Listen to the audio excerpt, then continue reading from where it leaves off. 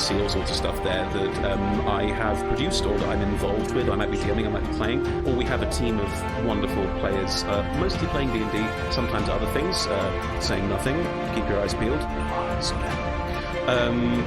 But yes, we have a couple, we stream all sorts of TTRPG and D&D content Mondays and Tuesdays at 6 p.m. British Summer Time, which is 10 a.m. Pacific, so from mornings in North Americans.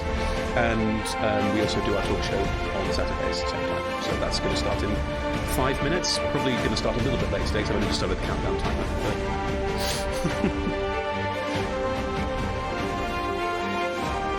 yeah, it's true. I am. Thing is, I'm sort of hosting today, but I'm also just chatting to my partner Emma, who lives with me, about DMing and playing together as a couple. So that's going to be. I don't think it's hosting today. You know.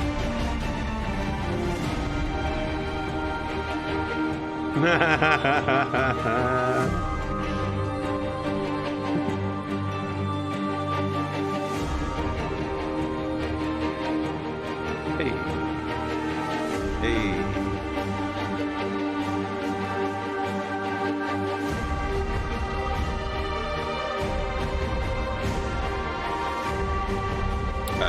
Yeah, you're coming into a countdown timer, I think. What's happened here? Where's that file gone? I'm sure it'll be fine. Yeah. No, thank you. It's been really, really lovely. Thank you.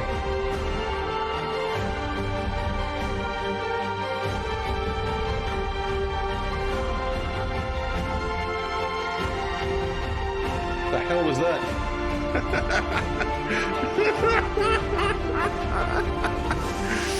Okay.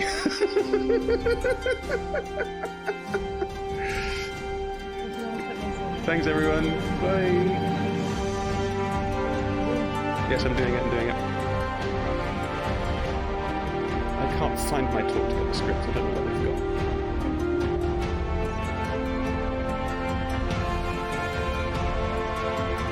I need to. Okay, I'm gonna go and I'm starting to go chat. But it's lovely to speak to you both. Catch up with you soon. Bye.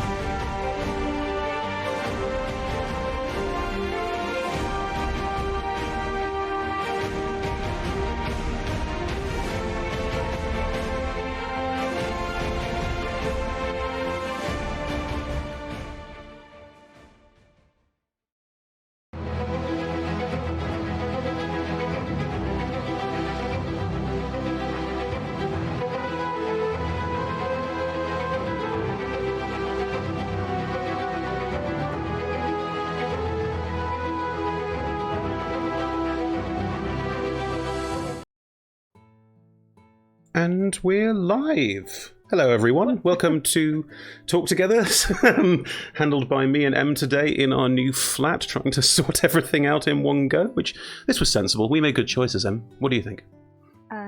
Yeah. It's all going fine. I found my makeup, so, you know. Haven't found headphones, so okay. Good job we're in the same room. Can everyone hear us? Is everyone good to go? I've just realised, and I'm going to be totally transparent about this, I've not updated the Nightbot with the new Warriors of Waterdeep code, so I'm going to do that before we start talking too much. And while I'm doing that, can you tell everyone what we're doing today and how we're doing it? No, I never do the Talk Together intro. You have to do that. Okay, I'm going to do it while doing other things. That's how today is going to go. Welcome to Talk Together, where we talk about Dungeons and Dragons, hosted by a variety of people from Roll Together, the stream that we are on. Thank you very much, Sarah. Glad that you could hear us. Yes, we normally stream D&D games every Monday and Tuesday, 6 p.m. British Summer Time, which is 10 a.m. Pacific Summer Time, and so I'm looking for a code. Oh god, it's in a list of codes these days.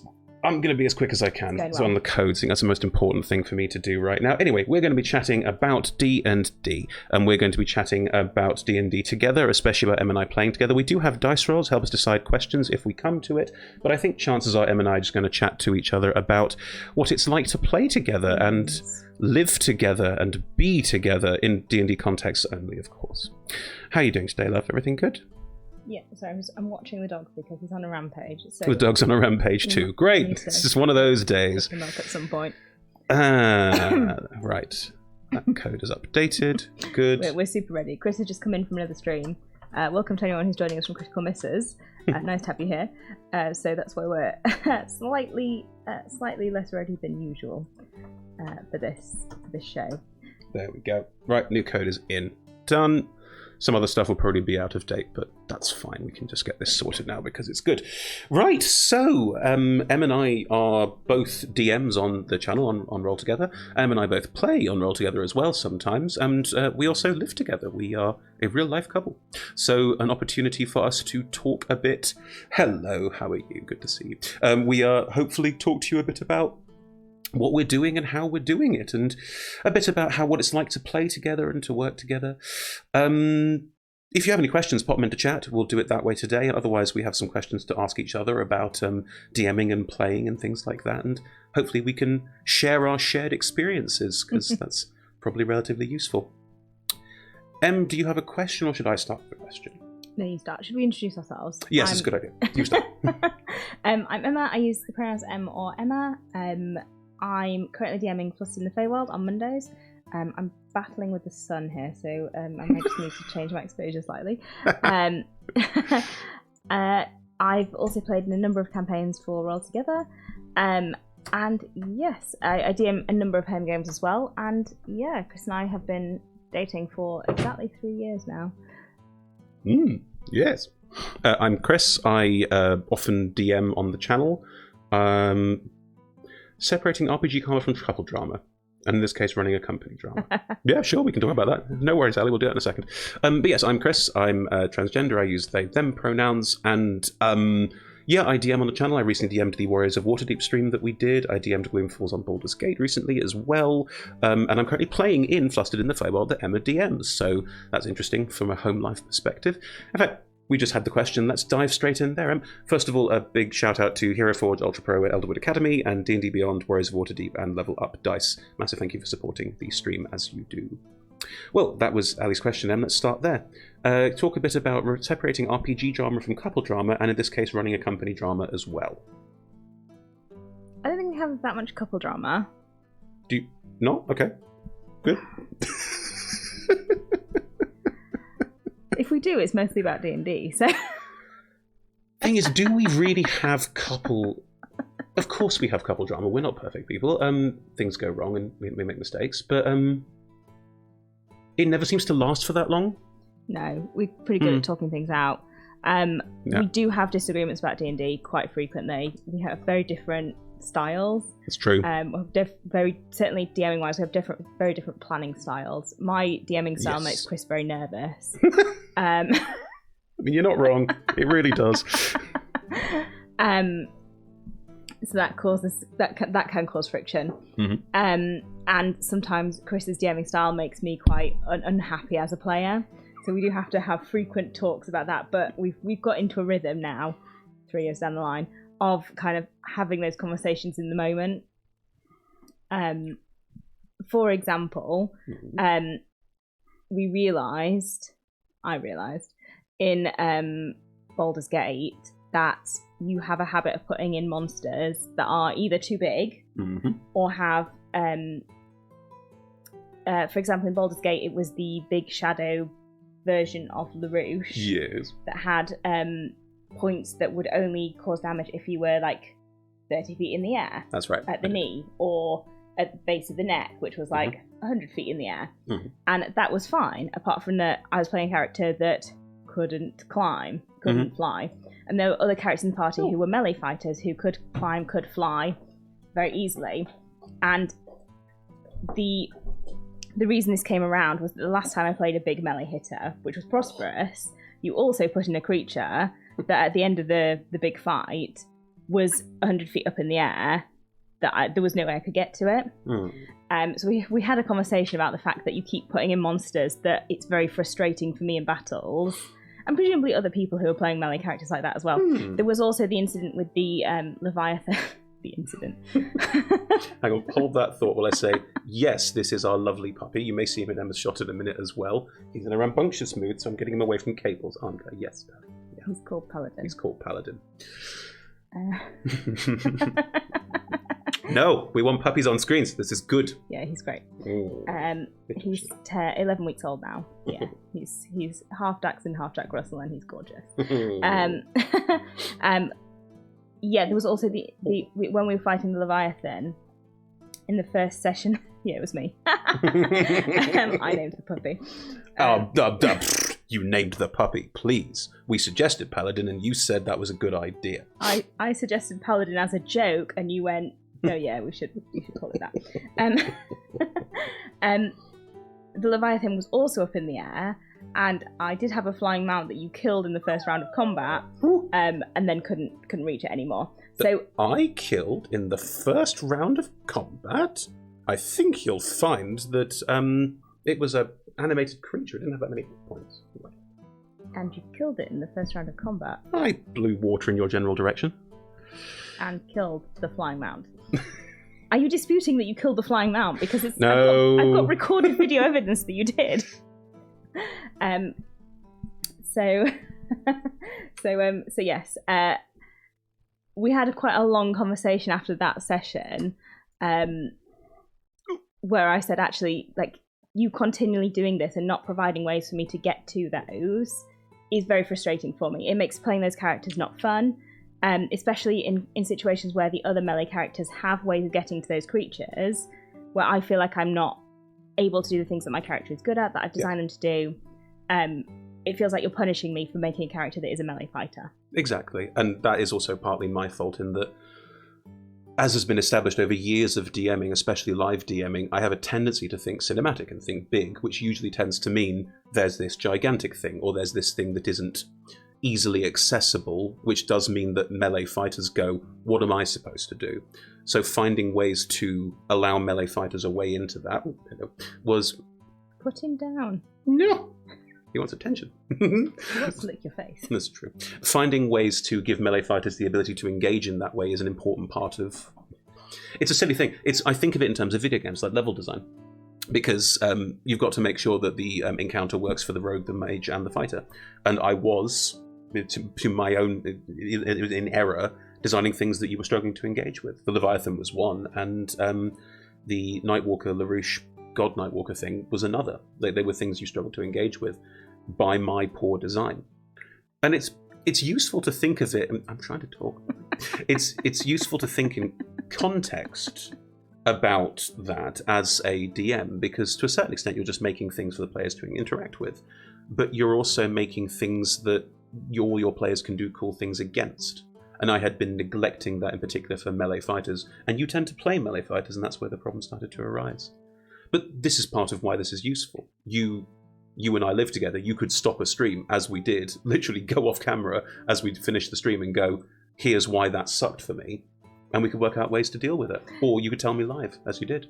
I didn't in that one, but we did when we so for anyone who watched Monster Hunters, the one shot, I think it was the point when we got to we were in the middle of doing the fight with Blondie, Trix v Blondie, Trix and Silver take on Blondie, and Chris, Blondie turned into mist form, and Chris moved Blondie into the middle of the space, and I paused at that point and said, "Look, Chris, you have made another thing that is moving away into a place where I cannot access them." And you said, "No, I'm not going to do that to you again."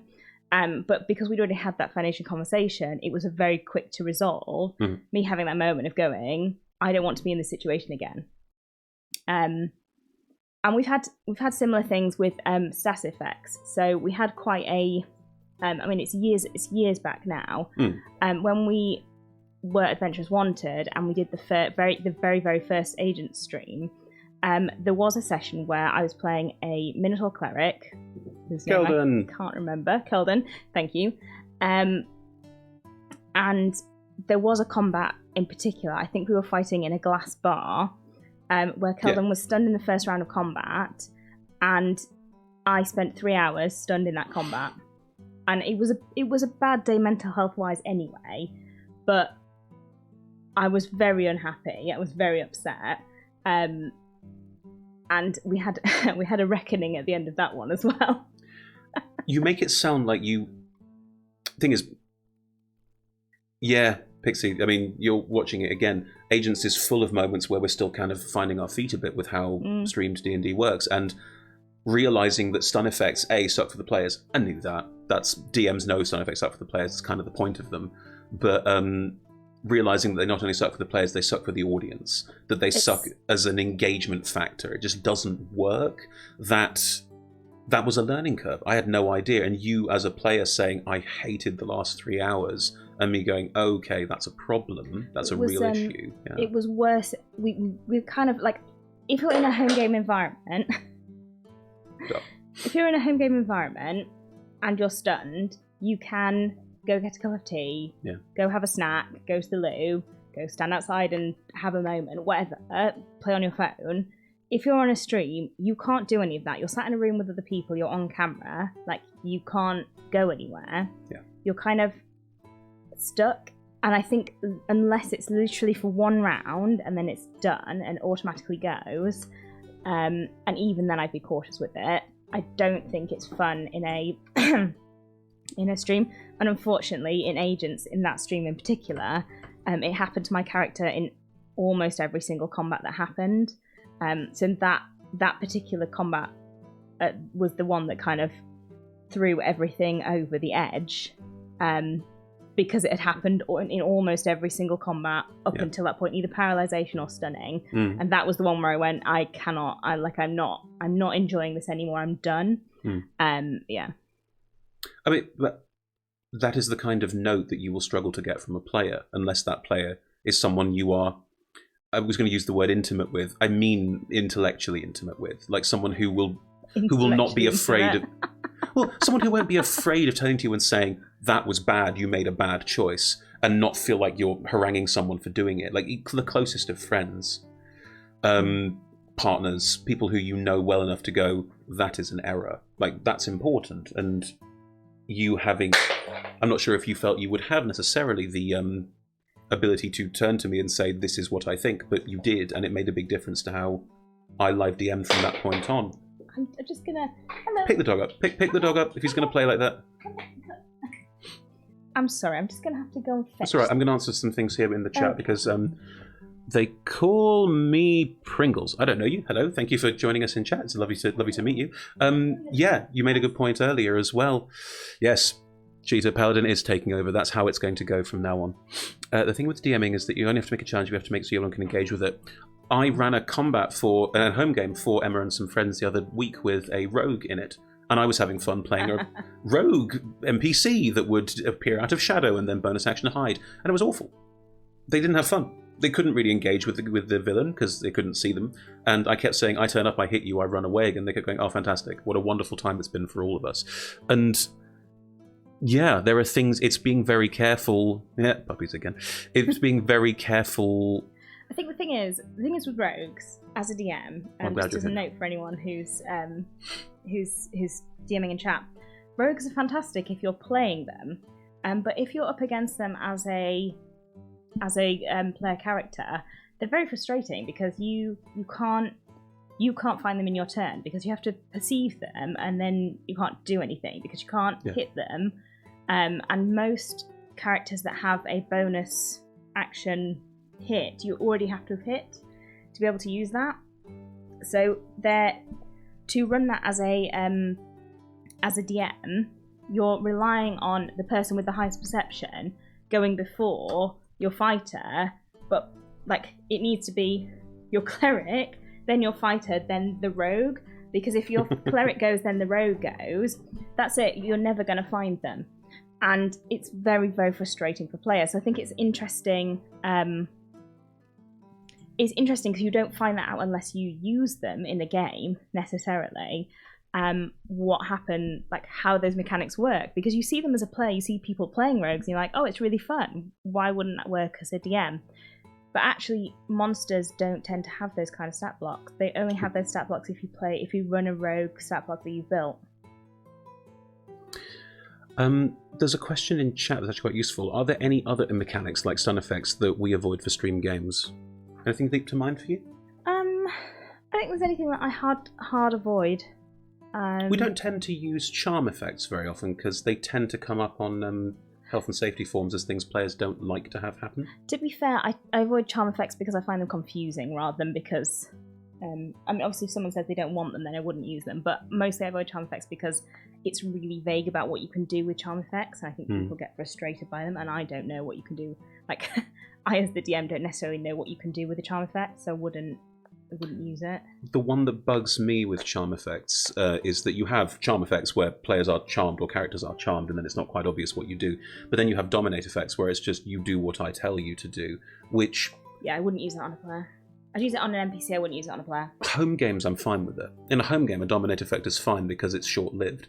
In a streamed game, which is only, 12 episodes, 3 hours per episode, is 36 hours of gaming. It's not that much in the grand scheme of things. Dominating someone for an hour of that, because that's how long combat takes. You're right. Right, you can go back, but don't play with the caster cups. Is he jumping at mics? But yes, I would be careful with dominate effects as well. Again, because it's a stream and people are watching for a short amount of time, and if for one of the presumably 10 to 15 combats you run in a 12-hour stream, if that, to have someone dominated for it means that their character is ineffective for that entire 3 hours. I think it depends how many combats you've got as well, because if you've only got like 3 combats in your entire stream, you don't want someone to be not present for one of them because they want to show off what their character does.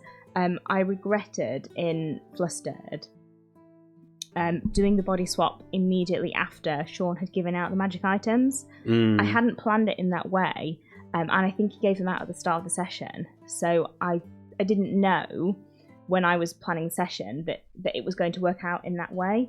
But what it meant was that the first combat where Ogden had a magic item, which was the kind of the glowy leg, someone else was in control of Ogden.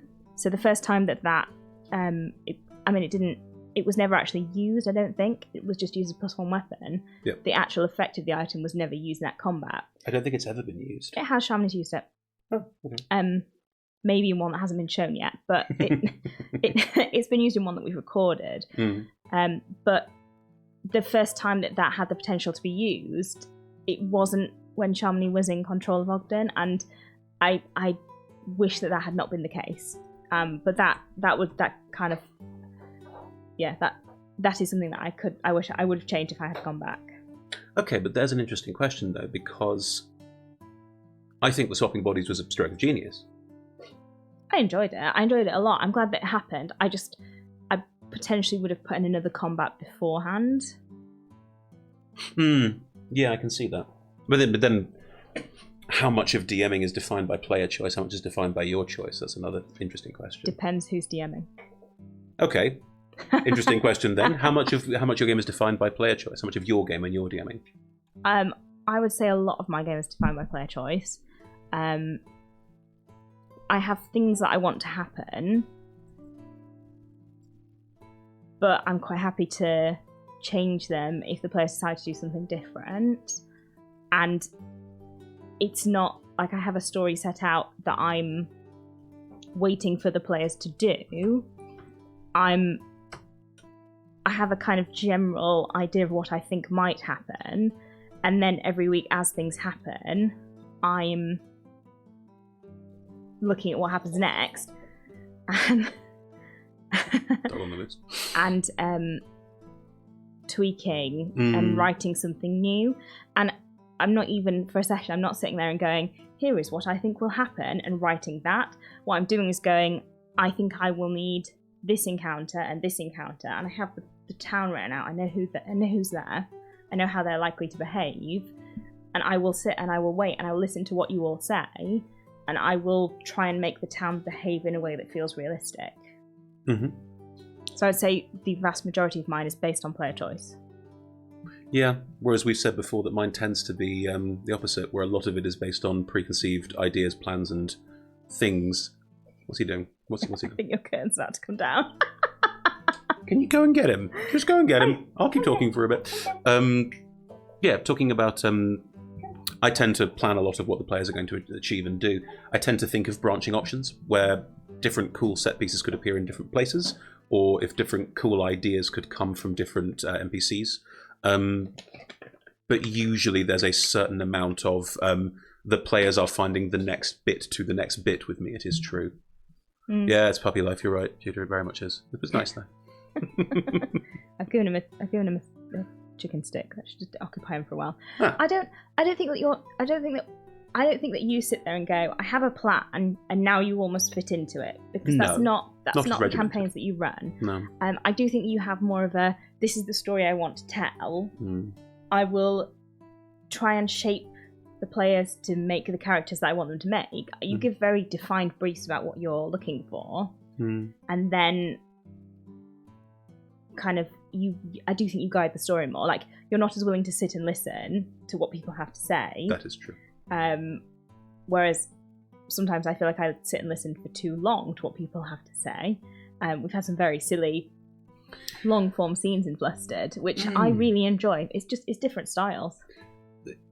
The thing is, I get there's an interesting dialectic on this, because I find the long scenes in Flustered where we're all talking and having a good time to be absolutely charming and delightful and wonderful to roleplay in. I wonder how engaging they are to watch. I don't know. I have no idea. But then I think about stuff where I've run it, where I've kind of bulldozed over that and gone, story, let's do plot, and wonder, what if I'd given them more time? So I think pulling things from each other is also one of the lovely things about living together and DMing, because you can go, I see what that person is doing, and I can know how they plan it and how they work it through. So what can I draw together? What can I draw from your DMing? What can I take from it that is valuable? Definitely. Whereas you don't want to think about planning much anyway. So, no. You've tried to make me plan more, but it doesn't work because I just get stressed about it. So I tried to make you try and plan more. No, you did. I politely ask if you wouldn't mind. Cyril, what's the biggest please don't do that or you'll break my campaign you've ever had? I think for me it is planning. Chris is like, you need to plan, and that really stresses me out. So yeah, but I don't think you've ever done anything world breaking. I'm trying to think if you've done anything world breaking for me. I don't think you have. When I was going to give up the scythe, you definitely had a moment of, you cannot do that.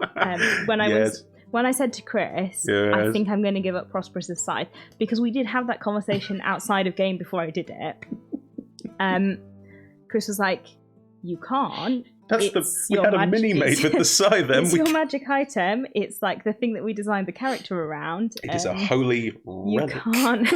You can't give away the thing that makes your character like unique and is like the design piece for the character. I was like, no, but I really think it works. Like, I think it's going to be a moment for the character that makes sense, and I just think it's going to work. But also, I don't want to give away my scythe if then you're going to be like, and now you have a dagger, because like, that's not fun. Well, that's not fun for me. Yeah. Ali made the point in there. It was very moving. It was incredibly moving, but I love the fact that you came to me with it before we streamed it. That you said, I want to do this. make it work. And as is your prerogative as a player. If a player comes to me and says, I want to do this, make it work, that's your prerogative as a player in my book. If you want to do that, you are welcome to. It was the fact that you came to me and said, I want to do this, and I got very scared about it, but it wasn't my decision, it was yours. And then trying to work out how we were going to make that work. And then you finding a way to do it that was so impactful and so beautiful and made the relationship with Kenna mean something. There were some really great choices in all of that. I guess I've had players who do stuff like that to me without telling me they're going to do it, or don't ask if how would this affect the world that we're building together kind of conversations. They just do it and assume it's going to be fine. And that is really difficult as a DM. Because then it's your job to just go, that thing that you said you do, you do. I once had someone. This is not Chris. These are I know who this is. This is just DMing war stories. Yeah, I know who this is. Right, I once had someone. I was in a relationship with them, and we'd broken up a couple of weeks before, but they were still going to play in my campaign. And then they came to a session, and at the end of the session, their character dropped all their stuff on the ground and walked away into the sunset. He gave out all of his magic items, literally all of them, including the ones that he would never give away in character, then walked off in a strop in character. And without talking to me about it, and I was like, are you like leaving the campaign? It was just a really like unnecessary way of leaving. It was, I mean, now it's funny, but at the time it was like, okay. I don't think it's a player's job to literally, like, anything you want to do in game. Check with your DM first, of course not. But if it's going to be something that's monumental or that's going to have significant impact on everyone else, I think it's a good idea to check in with your DM. And I think it helps your DM construct the moment for you to make it as good as it possibly can be. Yes. Yeah, it was like Aldrin's Farewell. Exactly. Aldrin's Farewell was very, like, meaningful and lovely, whereas this one was just like, also, okay, I'm going to fuck up. Bye. Aldrin's Farewell, it's a great example, actually. Aldrin's Farewell, Dave said to me, like, I want to roll and see if I am forgiven. I think that's a perfectly cool thing to do as a cleric. And I went, you know what? Do. And he said, what about all my stuff? And I went, do you want to, like, divest yourself of all earthly goods before doing this? Because that's quite fitting. And he went, yeah, I want to do it. And it did. And it was an amazing scene because he took that opportunity and then rolled so low. Yes, so low. It was so close to being unbelievable. It was one off. Well, no, because it was his combined level. It was his combined level. He had one random level of rogue. Yeah, it was 1 point off. If it'd been 1 point lower, he would have. Yeah. Gone. And again, sure, yeah, exactly, Ali. Choices were made. It was a thing. Yeah. Oh, that was a great moment.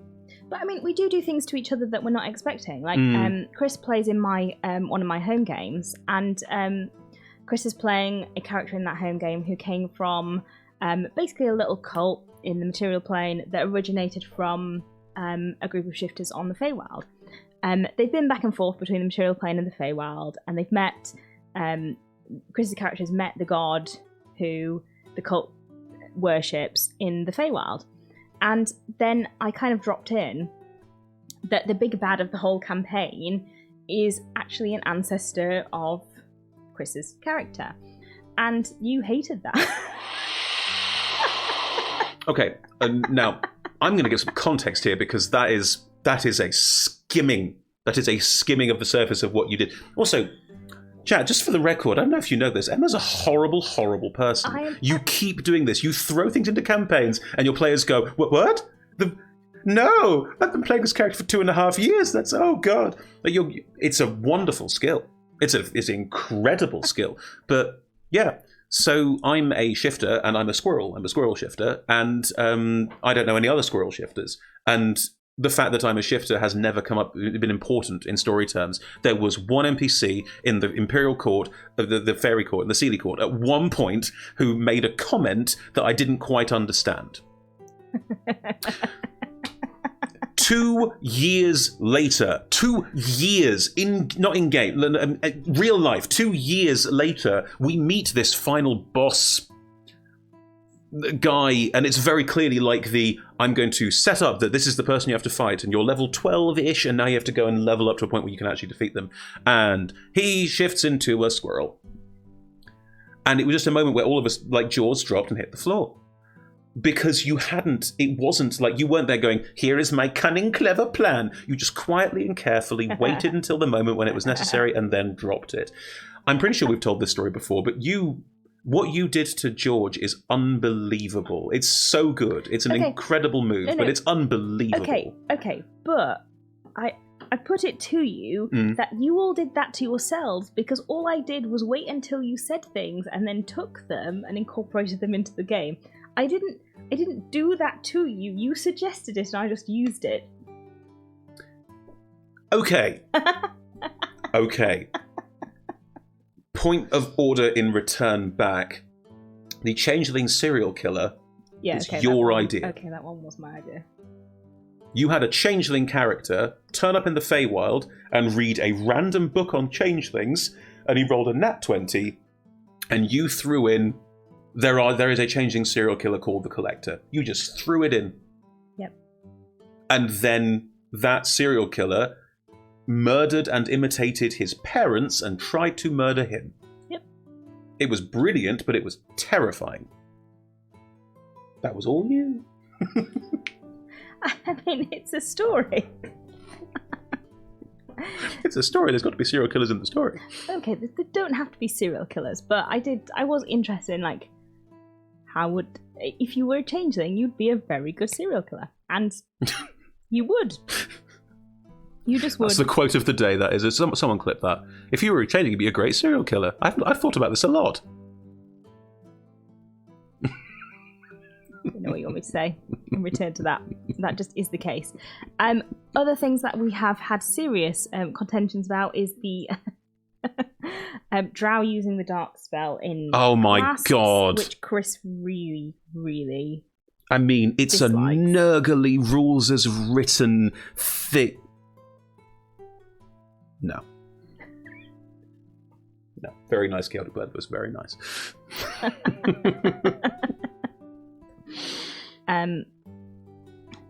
But you know, that is a clever use of the spell, and I do like finding clever uses of spells. Although I have since just kind of use that when I'm playing characters rather than necessarily as a DM, because I think that's fun. Like, you can see a lot of my kind of how my brain works when I'm thinking about spells in how I use spells as Shivarith. Yeah. Like the I'm still quite proud of the floating iceberg. Yes. Spell. Yeah. It was a very cool move, and I'm a big believer in if a player has a cool idea for a cool move and it doesn't break the game, let's just do it. There are lines on that because, I can now freeze this, can I? Well, I'm going to freeze this and this and this, and suddenly it becomes this is the freezing spell, not the cold damage spell. But I didn't think that one was as big enough one. I thought it was it added something nice to it. Hello. But I think that's going with what your players want, isn't it? And like it's a fine balance between what the rules say and your players having fun, and that's Have we talked? I'm not sure we've talked about it in these terms, but rules as written, rules as intended, rules as fun. Do you know that one? Yeah, I don't think we ever talked about it in detail. Where do you think you sit on that? Rules written, rules. I think somewhere between rules intended and rules as fun. Yeah, I put myself in the same place. I think that's more important. I think you sit way more between rules as written and rules as intended. Do you? Yeah. Oh, okay. I think you want to be rules as fun, but your brain goes, but this is what the rules say. Okay, that is totally fair. Yeah, I'll take that. Yeah. You have moments where you go, but that's not how it works. Yeah. Hang on. Pal, come here. Yeah, that dog really wants your curtain. You cannot have it. You cannot have my curtain. You cannot have it. There was a question earlier on about, from Ali actually, from Curadil, about where there's couples drama and there's, thank you Pixie, very good, very well done, that is the clip I was hoping for. There was a point early on being made about the difference between couples drama and in-game drama, and separating couples drama and running the company together drama. Because you and I are company directors of Roll Together, amongst others. And obviously, we take our jobs home with us. I mean, it has been challenging. I think, so we started running Roll Together a year ago. Yes. In October. But we'd been working on adventures for a little bit before that. Yeah. I think there is a tendency to try and do work stuff more often than is maybe healthy. I am listening. Yes, I agree. Are you sure? Someone. I mean, I get into it's the thing of being involved in. Yes, we're back to the puppy. I know. It's that thing that gets being involved in handling a lot of the production. Because I'm head of production, I handle. I organise a lot of the production runs, and if it's not going to get done, I end up doing it. That's often the way. Yeah, I think there's a tendency to try and talk about D&D or Roll Together at kind of all hours of all days. Yes. And we're trying to move away from that a little bit to try and kind of have some separation. It's slightly easier now we've got the dog because there is more focus on dog things. Yeah, that's true. We've talked more about dog things than Roll Together things in the last week, certainly. Yeah. And moving house is a whole other kettle of fish. Well, yeah, of course. But obviously, I have my own work as well. I work full time in an actual job. Sorry, Chris, an actual job. Cruel from someone who earns more than you. I'm not sure that's strictly true. I'm not sure that's true anymore. No. So I have kind of a 9 to 5 that I work at. And I'm also doing a master's degree, so it's I have a lot on outside of running Roll Together. So you've also got a YouTube sewing channel. Like you do a lot of things. Yeah, I've got a lot on. Yeah, it's a busy life. Yeah, that's a good thing. That's what you want, isn't it? That's the whole point. Yeah, and then we have our home games and we have our stream games. So there's just a lot of D&D in our house, and it's nice. Yeah. Do you think that Do you think that we are good at separating out that sort of company drama and home drama? I think there are points when it's very stressful, but I think that spills over in everyone's life. Like when things are very stressful, it's overwhelming, but I think that's the same for everyone, really. I mean, I personally believe that people don't know,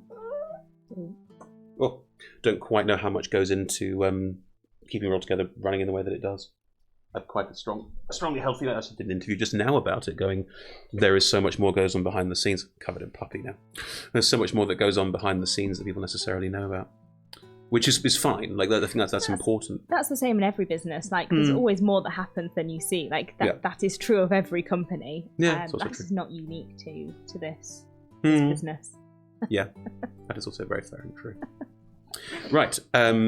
Do we have any more questions, chat? Should we try and roll dice on this one? We can try. I mean, I'm trying to do it as a question for both of us, which we've both done talk togethers already, so we've both answered quite a few questions from the dice rolls before. So I was thinking more along the lines of us answering questions about, or asking each other questions, frankly. I think. I'm sorry, the dog is so distracting. I don't even have the question list in front of me, so you'd have to go find the question list. Well, why don't I ask you a question about your DMing, and then you can ask me a question about my DMing, that sort of thing. Bounce back and forth. Unless people in chat want to throw on it, we're always happy to take a question from chat. You don't like planning. You like you don't not plan anything, but you don't like planning in as much detail as I would. How do you handle encounters?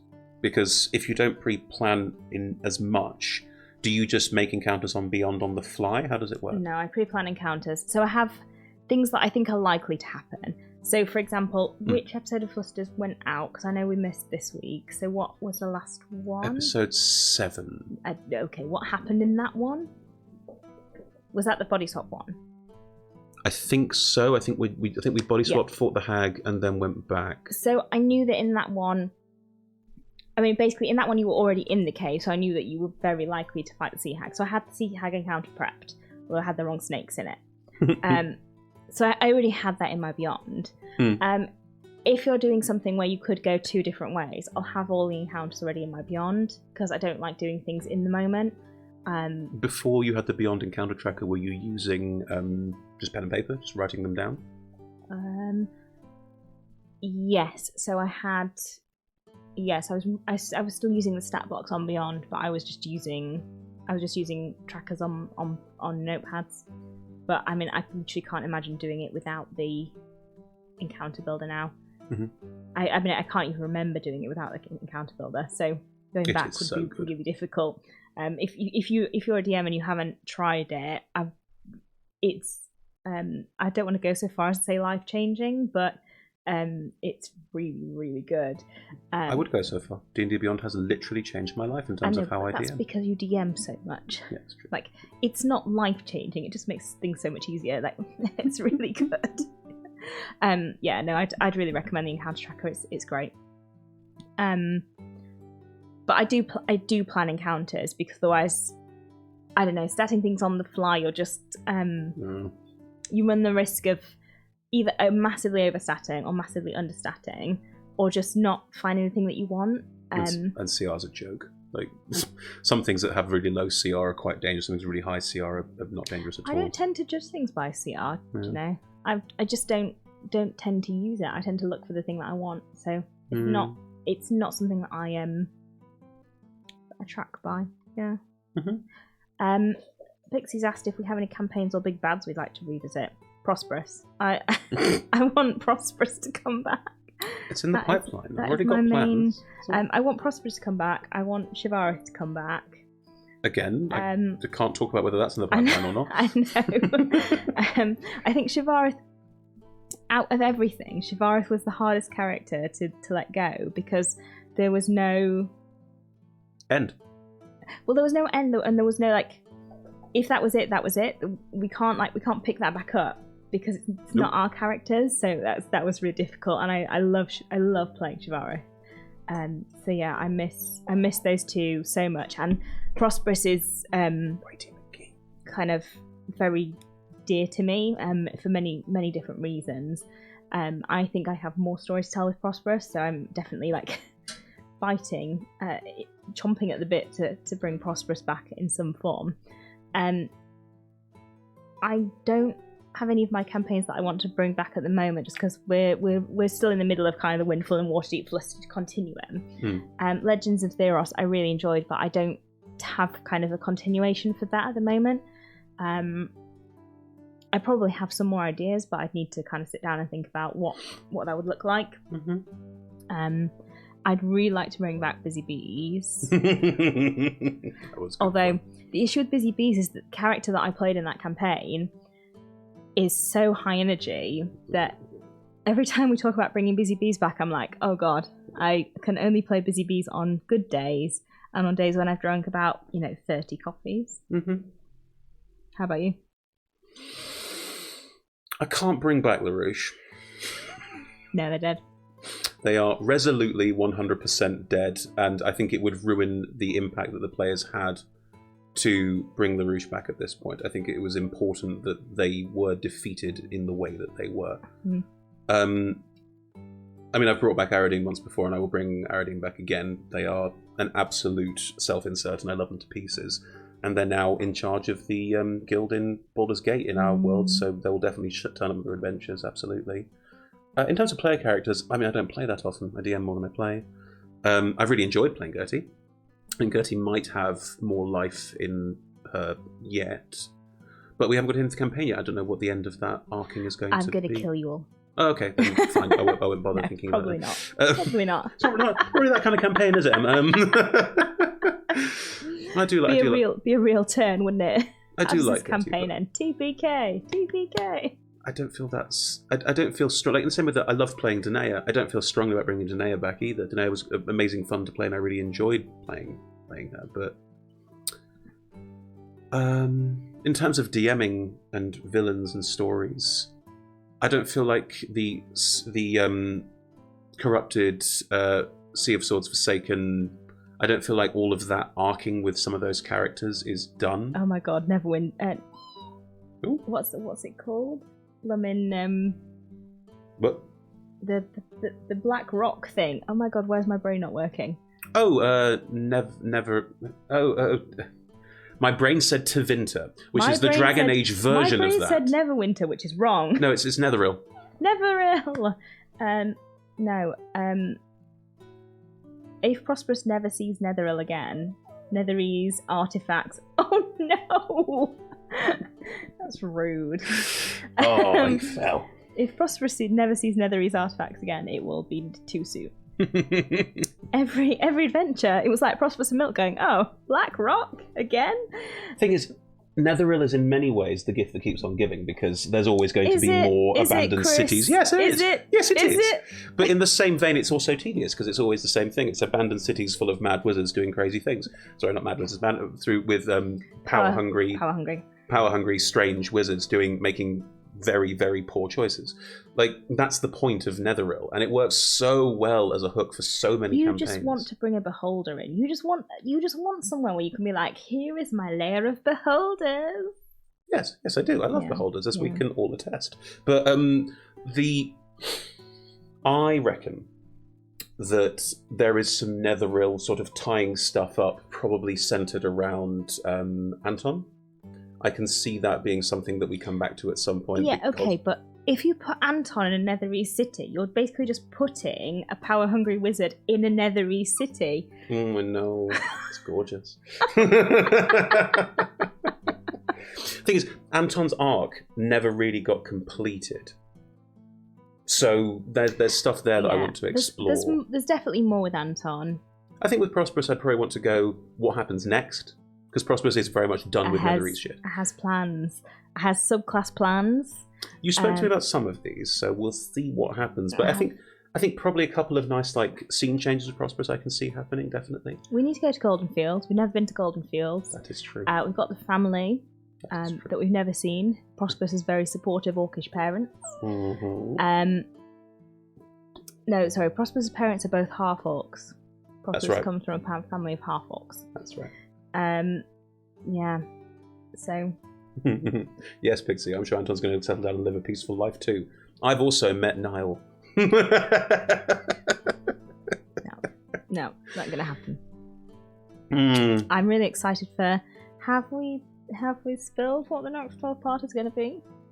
Yeah, Niall's 12 part. Oh yeah, great. Yeah. I'm really excited for that. I think it's going to be fantastic. Yeah, Niall's DMing the next 12 parter. It starts September sometime. I can't remember exactly. Starts after Flustered. Once Flustered finishes, Niall picks up. I'm really looking forward to that. Oh, there might be a one shot in between. I'm still working this one out. Okay. But yes, yeah, it's in terms of revisiting. Pixie, not to answer your question. In terms of player characters, I'd love to, but I don't feel that strongly attached. Like, I love them, but I don't feel like if I don't get to play them again, it would be the end of the world. If you go down, you're going to chew cables, and we don't want that, do we? Oh, just put him down, it'll be fine. No, do not trust. But in terms of big bads, yeah, Netheril. I love coming back to Netheril. It's fantastic. I love the idea of finding a way of bringing them back together again. I do miss Lorraine, but again, Lorraine is dead and had to die for that plot to make sense, so that's not going to work. The villain from the first Baldur's Gate had to die. With Lorraine, you could have multiple different Lorraines scattered across the... No, I had to tie up. Like, the whole point of the Shattered Reality ending was tying up the timey-wimey. Because if you don't tie up the timey-wimey, it could go on forever and ever and ever and ever and ever. And that's less exciting for people, because then it's just every time, it's another clone of Anton. Oh, great. Like, it doesn't quite have the same ring to it, you know? It's like how Doctor Who stopped being... It stopped working as well when the whole regeneration cycle thing changed. Because it used to be that there were a set number and you were going to run out, and then it became we want to make more money. And that's fine, but it stops the impact. And I'd rather leave that bit of Anton's story as completed and instead go, but Anton's still obsessed with Netheril, obsessed with power, and wants to get a Mythalar back. That's a really lovely hook as a DM to go, here's a story hook. Off we go. I mean, it is one of those things that once you've touched that kind of power, how do you let it go? Especially as someone who was already quite keen to have that kind of power in the first place, which Anton, Niall was already playing into that kind of stereotype in kind of the first few sessions of that campaign when we were in the city, the other city, the floating city. Oh, the other Netherese city. The Nethery City. The other Nethery City. Yes. So it was all the same city. Ioliant was all one city. Multiple Nethery cities we've been to at this point. So no, G's desperate to play Nate again, so...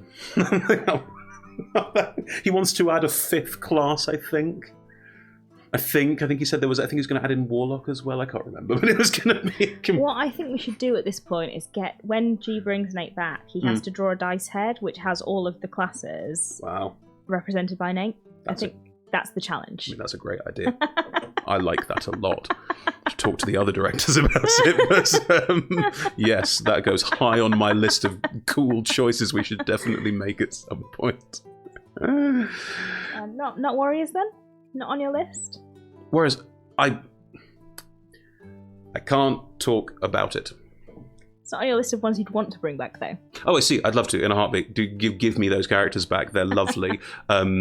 All 5 of you were given pre-existing characters and said, make these your own, and you did in ways that I could hardly have imagined you to do it. It was... And by the end, I thought we were going to run a hack and slash. I thought it was going to be 8 weeks of, really good fun, but still a hack and slash for 8 weeks, replicating the hack and slash of the game, which is fine. That's what the game's designed to be. And that we would have a couple of character moments, but we'd all go, this has been fun, but these are not our characters. We just got to step into their shoes for a bit. But instead, they really became your characters, and this sort of wonderful, detailed, beautiful roleplay story of these 5 random adventures being thrust together. Yeah. I loved it. I thought it was fantastic, and I'd love to do more of them, but I can't say if we're doing more of them yet. We're in discussion. I really want more of Shavath and Thomas. We've got Holding Hands. You want me to DM more of you being cute with Nat? Yeah. Okay. No, I'm fine to be the architect of that. That's okay. And I really want to see. I want to see Niall and Nat resolve. Thomas and Nolan. The fun of that is that it arguing. Never resolves. Law and Chaos will never get on. This is one of the D&D tropes. But I just want to see Anna cause chaos. Yes. It's just amazing watching Anna be like joyful chaos as Ed sits in the corner going, huh? It's the thing is because of the 5 of you, I don't know why, it's eerily reminiscent of just time we've all spent together, because that is a group of people who are genuinely, like, not that people aren't, but as a group we have Chaotic Purpose, very much so. More Wand of Wonder, I agree. As a group, we are a collection of people who all know each other. Some of us are quite close. Some of us don't know each other that well and get to know each other through playing together, and that's really nice. Yeah. But some of us have known each other for years and get on like a house on fire. And that group of 5 in particular, I don't know why, it has that perfect mishmash of people who know each other super well and get on really, really well, and people who are slightly newer to that. And it's all just formed into this lovely, cohesive grouping. I don't know quite how we got the alchemy right, but it's a really good one. No, it works really well. Yeah. There was a question about Muppets. Why is there a question about Pixie? What do you want to know about? If you've heard of the Muppet Born, and if you're interested in what kind of character would you play? I mean, I do a fantastic Kermit the Frog. What is a Muppet Born? I believe it's a character that is a Muppet. I don't know the Muppets at all. I could do the rest of the show like this if you wanted. Don't. That's Kermit. That is a very good Kermit. But you know.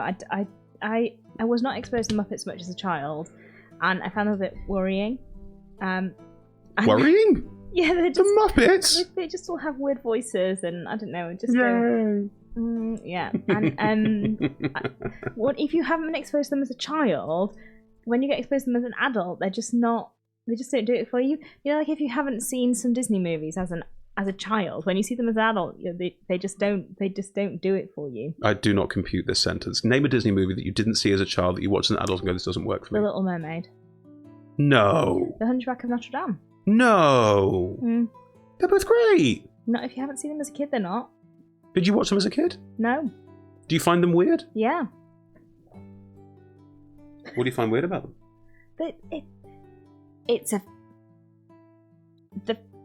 The fish are singing to the man in the lake. It doesn't make sense. The fish are singing to the man in the lake. You're going to have to be more specific. Kiss the girl. It doesn't. Yeah. It doesn't make sense. Well, the Disney, the animals sing. Yes, the seafood talks. Look, I'm sure if I'd seen it as a kid, I'd be like, yeah, it's great. But I saw it as an adult, it doesn't make sense.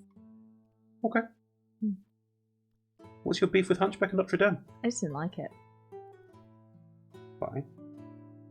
Well, I don't remember. I watched it once and didn't watch it again. This was years ago, Chris. It's a it's a great Disney villain. The Cardinal's awful. It's the worst. Okay. Is that the one that sensationalizes rape? Yeah. Not so great when you watch it as an adult. No. Jack, we have one more question to get us out of this horrible topic before we go, because we've got about 5 minutes left. Pixie's right. The original Little Mermaid is also worse.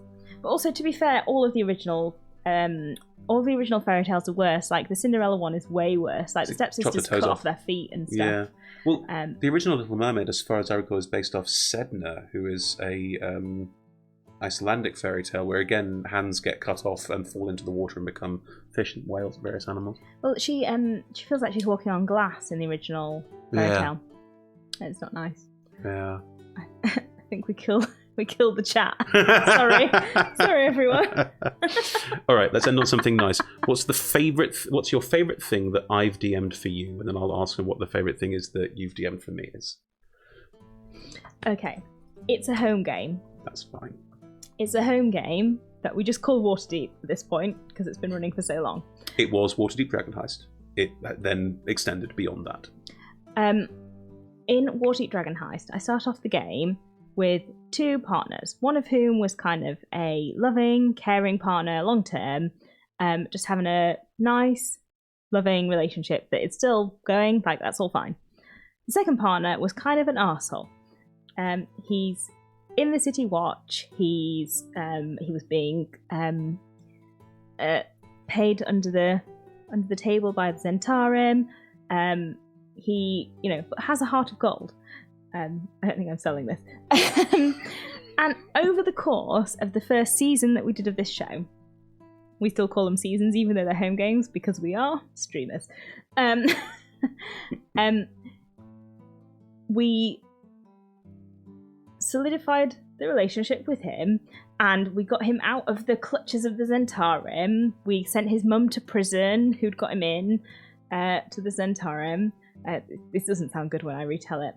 And it was just really nice. Like, we had a really nice moment in a ball where we had a moment in game. It was really nice. Like, that whole storytelling arc, which took ages. I mean, I think it took a year of game time. Yeah. Where he went from being like the literal worst. I mean, I literally think I turned around to you after the first session, went, he is the literal worst. Why have you made this? To like winning him over, turning him round, getting him to the point where he actually was a decent human being. And now he's captain of the guard in Waterdeep and is doing a good job.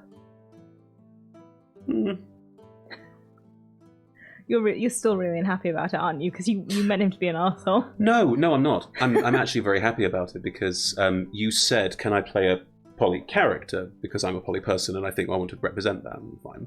Can I have 2 partners? I went, cool. I'm going to make them chalk and cheese. This is the only way I can think of doing this that means that they have separate identities as part of the storytelling, so it's a bit artificial. So, yes, you had your live-in partner who runs a pub with you and is really kind and gentle and sweet, and if anything... But also secretly a pirate, as we found out in year 3. Now, please, was a pirate, and that doesn't do that life anymore. But yes... of course they all have secrets, it's me. But yes, a nice something that felt very like classic relationship. And then I wanted to give you, as we talked about at the time, a fuck buddy. Someone who was rubbish, not great, someone who you hung out with because he was rich and hot, and that was it, and was genuinely not very nice, and genuinely a mess. And I wanted there to be someone who was potentially a spy or a traitor for the Zentarim because of the plot of Dragon Heist being what it is. And I ruined it. No, not at all. You humanized him. You humanized a character who I had written as a cardboard cutout of toxic masculinity. You humanized that character and forced me to analyze what that toxic masculinity looks like. and trying to make sense of that character, and thus make sense of the world that made that character, and also made what was happening. What was happening made that world, returned it. I thought it was remarkable. And you as a player changing the world in such a dramatic way from someone who I fully expected you to kill in a fight or to just get rid of and ditch. You didn't. Even when he turned out to be like on the payroll of the Zentarum, admittedly not out of choice. Yes, Cooper, you are arriving right at the end, but don't worry, it'll be on pre-record in a second. But yeah, even when you arrived, even when you made that choice that you were going to give him the time of day, that you were going to try and involve him in your plans and heists and schemes, which you did, you gave him opportunities to prove himself to not be an arse. You consistently gave him opportunities to not be an arse. And I felt compelled as a DM to go, I want to give him the choice to not be an arse, because he is an arse. But he's not an arse out of choice, he's an arse out of situation and because it's fun. The ability to then go, actually, that's not on. Oh my god, I'm being changed by this, was really nice. And it was really, really good. And it was a nice thing for me personally as well. It was a hugely positive experience bringing that character in that way, and having you change that character as a player. That was, yeah, spectacular. Go on then. What's mine? I had a choice of two. I'm deciding if it's the one that I felt more personally, this is a moment just for me, or one that was more of a, I think this is a moment that proves what an awesome DM you are. I think I'm going to go with the latter, because it's a good story. The former is very personal, and it's a lovely story, but it's quite short. But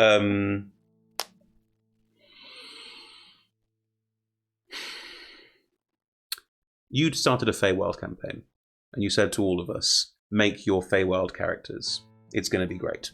We're going to have a lot of fun in sort of classic D&D, rural England was the theming of it, and then we're going into the Feywild, and there will be other adventures. So this is the same character you were talking about earlier. I made a druid shifter who is a moon druid and shifts at different animals, and it was originally all variations on squirrels. Yep. And so many nice things being said in chat, but I want to finish the story. I'll come back to it. Just this beautiful collection. It's one of the characters I'm saddest isn't on a stream, because I love Tor. Tor is one of my favourite characters I've ever played, and if that campaign was coming to an end, I would want the character to return somewhere else, because Tor's wonderful. They are sweet, kind, gentle, but also terrifying, and it's an important combination to get right, and I'm very pleased with the performance. I'm very pleased with the character. But yeah, you said to us all, Feywild campaign, but starting off in sort of medieval rural England, make your characters. So again, I made this shifter druid, part of a cult that lives in the woods, who are slightly tooth and claw, Malar direction of druid, but also not evil bad, just nature is scary. Yeah. I made the character non-binary, and I made the character not be particularly romantically interested in people out of choice. I wanted to play. I didn't want to play anything like that. It didn't make sense to me at the time. It didn't feel right for me at the time. In the first session, you plonked me and another player character together in a scenario played by our friend Steve, and basically looked at us and went, "Here are all the things that make your characters incredibly similar," and just let us at it. And the obvious budding romance of that from day one, because you went, these two characters will get on really well, meant that now, 3 years into the campaign? 2 years into the campaign? I think it's been 2 years, yeah. 2 years into the campaign, they're now a couple, in a game that I wasn't expecting to play anyone in that couple scenario. That sort of thing that I think is amazing, though. We went into the Feywild, and we came back. And we found out that 3 weeks had passed. No, 3 months had passed when we thought 3 days had passed. Is that right? Yes. Yeah. So you told us that time in the Feywild works differently from time in the real world. And we all went, okay, well, everyone thinks we're dead. We're going back into the Feywild. we were then told when we were sent back into the Feywild for the second time that the portals were all being closed and we could never return home. Which most of us took as it's a Feywild campaign. That's probably Emma just going, screw the real world, I'm not interested in it. Which is totally fine. We played for a bit. The big mission was open all the portals again. I fully assumed that we weren't going to. I fully assumed that we were going to get to the end and the person was going to go, we can't, I'm sorry, no way. You're stuck here, this is your life now. And I was building all of my character arcing towards this is your life now, with already enjoying the Feywild after being scared of it at first. That was the whole setup. And then you let us reopen the portals and go home. And we all went, we're going home. Yep. That feels like the end of the campaign. Nope. Well, this has been fun. Let's all find ways to wrap stories up and tie up arcs and make sure we're in a good place to continue from this point onwards. We set through a portal back home, and we're in a steampunk city. With the same layout as the town we grew up in. And it's 100 and something years later, and a car drives down the road and nearly runs one of us over. Six faces around a room, looking utterly transfixed and delighted. I thought this was done. I get to play my character more. This is fantastic. Oh my goodness, what is this? What do we do now? How does any of this work? And being country bumpkins turning up in the city for the big time, it changed the tone of the whole thing in a beautiful way. It drove us all into this lovely... It coincided with a player leaving and a new player arriving. Like, it was just one of those moments of, this has become this entire new thing. And it was wonderful. It was such... Like, I joked about it earlier, but you do these DMing gotchas where suddenly there's a twist and there's a thing here, and you've done it to great effect, like George finding out that he was dating his character's dad for 5 years, and everyone goes, oh, Jesus Christ, none of us knew that. That's another good story for another time. Us finding out at the end of something that the River of Souls was actually... Like, you keep doing these things, whereas players, we all go, oh, God, like, this is scary. But that was a moment where you did it, and we all went, oh my God, the doors have opened. What happens next has suddenly become so much bigger. And it was incredible. It was an incredible moment to play with and play in. Yeah. Good one. I had been that was the whole plan for that campaign, though, was that I had that idea of what if you have a group of characters who go to the Feywild, and when they come back, the Industrial Revolution has happened. That was the entire concept of the campaign. So you're saying it's something that you... Yes, planned. I know. Shut up. But you have you hear DMs talking about things that they have in their minds that they cannot talk to anyone about, and that's one of those things where you sit on it for, I mean, literally years. You cannot talk to anyone about it because all the people you play with are your friends, going, I have this amazing idea and I can't tell any of you, and you know it's going to be great, but you have to hold it in for years, waiting for it to happen. Yeah. That's very. Did you want to tell me? Well, not until it happened. That must have been tough, though. I can't imagine that. I often tell you things. I can't help myself. I get excited. Yeah. Anyway, we are over time. We should probably start thinking about wrapping this up. Thank you so much for being in chat, people. Thank you for all the... Thank you for joining. Yeah, thank you for your comments and saying all the nice things and the questions where they were asked. It's hugely appreciated. Thank you. Yeah, grand. This has been Talk Together. We're trying out various different things with Talk Together at the moment. You'll see different hosts trying out different show styles and show concepts over the next... Hey. Hello. How are you doing? Or is there someone jumping to chat I've not seen in ages? But anyway, yes. Please join us. We stream games on Mondays and Tuesdays. At the moment, we're streaming Flustered in the Feywild on Mondays at 6 p.m. British Summer Time. On Tuesdays, we are streaming... Oh, it's Liz's new show this week. So Halls of the Undermountain King starts this Tuesday. So join us for that on Tuesday at 6 p.m. BST. And all the times in between, obviously. And then Talk Together is on Saturdays at 6 p.m. And there'll be a new one next week with some other conversation collocation of people chatting Pixie, that's a wonderful idea. Hold on to that one. That's great. A site for DMs to tell them the things they really want to squee about but can't. I think that's called Twitter. Good. No, 'cause your players are on Twitter, so they see things. You Secret can't tweet Twitter. about them. Secret Twitter. Anyway, thank you very much for joining us, everyone. Massive thank you to our supporters and sponsors, Hero Forge, Ultra Pro, Elderwood Academy, D&D Beyond, Warriors of Waterdeep, and Level Up Dice. Yes, Cooper, no players allowed.net. That's a great idea. I support this. Someone buy the URL. Anyway, yes, thank you so much. We're on socials as Roll Together RPG. You can find us on Twitter, Instagram, and Facebook. Join us on Patreon, also Roll Together RPG, where you can patronize us and give us some more support in what we do, and you already do. And many thanks to our D20 Club for the support that they give, and you are all incredibly wonderful people. We couldn't do this without you.